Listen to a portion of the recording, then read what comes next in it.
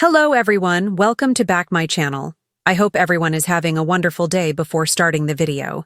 Please go ahead and hit the subscribe button and give this video a thumbs up.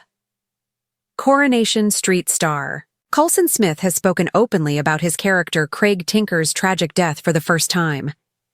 The ITV soap's latest episode ended with heartbreaking scenes as Craig passed away in hospital after being brutally attacked by Mick Michaelis, Corrie's dramatic storyline marked the end of an era for Colson, who has grown up on the cobbles after joining the show in 2011. Here, Colson reflects on his final scenes and how he really felt about Craig being killed off. When I was called in for the chat with Corrie producer Kate Brooks, I'd already braced myself for what was about to happen. I have been in that building since I was 12 years old, so I know exactly how it works and that my time was up. I knew that Craig had backed himself into a corner that was going to be really hard to get out of, so I fully expected the chat to go that way. How was it to then hear that Craig would be killed off? After we'd been talking for about 20 minutes, I asked Kate, "Do I get killed?" She stopped and stumbled a little bit, but I said, "If it makes it easier for you, the right answer for me is yes. For me to go, I would want Craig to die. I'd want the door to be shut so I could know in my head that his journey is now over." So in a really weird way, it was the right thing for Craig to be killed. I didn't want that possibility of, "we might have you back," knowing that it would be very unlikely, and knowing that it would feel a bit like unfinished business. Craig dying in the line of duty as a copper, and getting that hero's death, was by far the most perfect story for his exit. I've got everything that I've got from Coronation Street, and that's it now, because I know there's no return for Craig in the future. Is it true that you've ruled out any flashback or ghost scenes? Yeah, I did say I won't be coming back as a ghost. I was like, the day I leave will be the day that I leave. I thoroughly enjoyed it. These episodes were directed by Duncan Foster, who has directed so many big stories on Corrie for over 30 years. I think he said I was 40th person that he'd killed. So, you feel instantly like you're in safe hands. I enjoyed filming Monday's episode where you saw Craig going through his life and everything was amazing.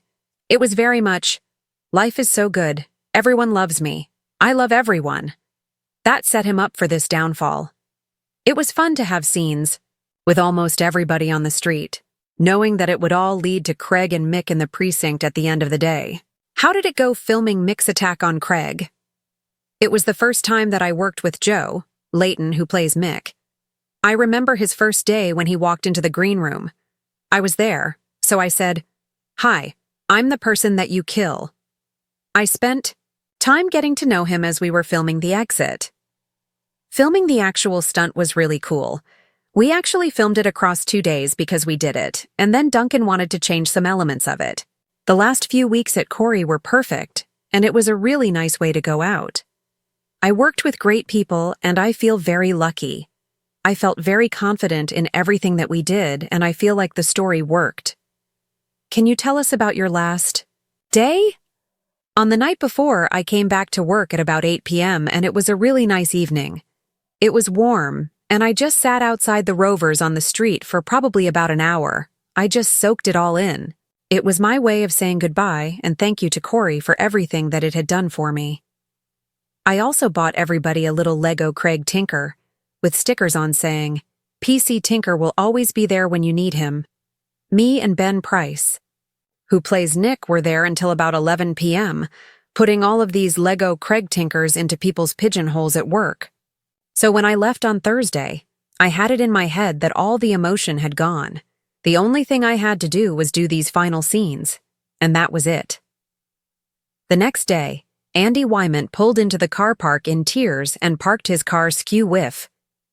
I was like, "You can't leave your car like that. You're going to have to repark." He just got out and he said, "I'm sorry, my head's been a mess all night, all day." I realized there were going to be a lot of emotions that day, but I said to everyone, "Right. Let's just get on set and let's do the job." I tried to keep it like that. Andy was the one who kept saying, "No, I don't like it. I can't believe what's happening." Yes, in the final shot, The camera was on me and David Nielsen, who plays Roy. I told David that I was really nervous and I was borderline shaking. I could feel the atmosphere building in Roy's roles as people were coming in to say goodbye. After the scene was done, the next thing I know, people were clapping and the studio was full. Then, obviously, you get into the speeches and you say goodbye to everyone that's there. How has life been for you since you finished filming? I do. Miss Corrie and I miss going to work there. I've accepted that nothing will ever replace that. I can do anything in the rest of my career, the rest of my life, but I'm fully aware that I will never get what I have got from Coronation Street from anywhere else. That's the thing that I'm going to miss. Did you take anything of Craig's with you? My house is literally full of Coronation Street, to the point where I'm going to have to curate what I keep. In my downstairs toilet, I have Craig's police hat. The costume department framed my epaulets. That's the main stuff that will stay. Then I've got my first scene and my last scene. My first scene's got a gravy stain on it and the front page is all scrumpled up. But my last scene's obviously pristinely presented from the printer, so I'm going to get them framed as well. Thanks for watching this video and please subscribe our channel Street Gossip for more update news.